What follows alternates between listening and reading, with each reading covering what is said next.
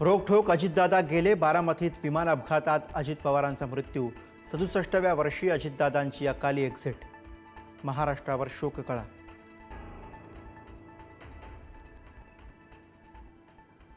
अजित पवारांच्या अंत्यदर्शनासाठी नागरिकांची अलोट गर्दी. पवार कुटुंबियांना अश्रू अनावर. विद्या प्रतिष्ठान मैदानावर उद्या सकाळी होणार अंत्यदर्शन.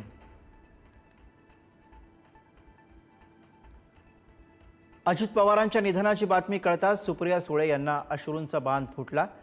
उद्ध्वस्त या एका शब्दात सुप्रिया सुळेंनी व्यक्त केली भावना.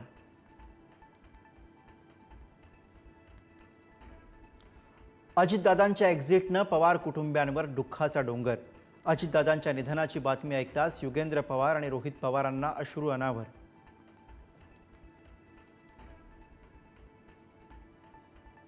अजित पवारांच्या निधनाने राजकीय वर्तुळातून हळहळ व्यक्त. दमदार आणि दिलदार मित्र सोडून गेला.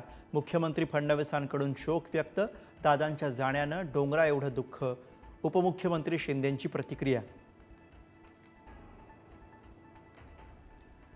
मुख्यमंत्री फडणवीस उपमुख्यमंत्री शिंदेंनी बारामतीमध्ये पवार कुटुंबियांची घेतली भेट. सुनेत्रा पवार आणि सुप्रिया सुळेंचं केलं सांत्वन.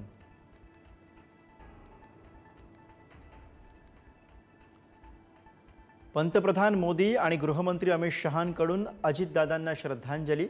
पंतप्रधान मोदींनी शरद पवारांना फोन करून केलं सांत्वन. पंतप्रधान मोदी आणि अमित शहा उद्या अंत्यसंस्काराला राहणार उपस्थित.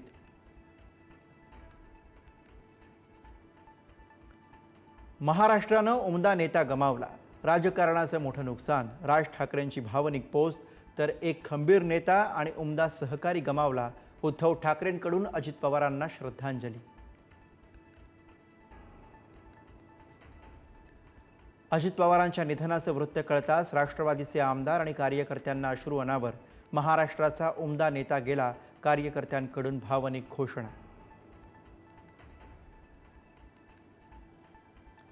बारामती विमान अपघातस्थळी पंचनाम्याला सुरुवात. महाराष्ट्र पोलीस, फॉरेन्सिक टीम आणि DCGकडनं एकत्रित पंचनामा सुरू. ब्लॅक बॉक्सही सापडला.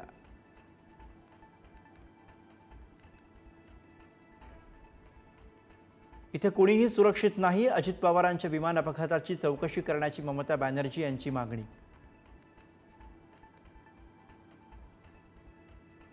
विमान अपघाताची चौकशी व्हायला हवी. अपघाताची माहिती समोर यायला हवी. मल्लिकार्जुन खरगेंकडून अजित पवारांच्या विमान अपघातावर संशय व्यक्त.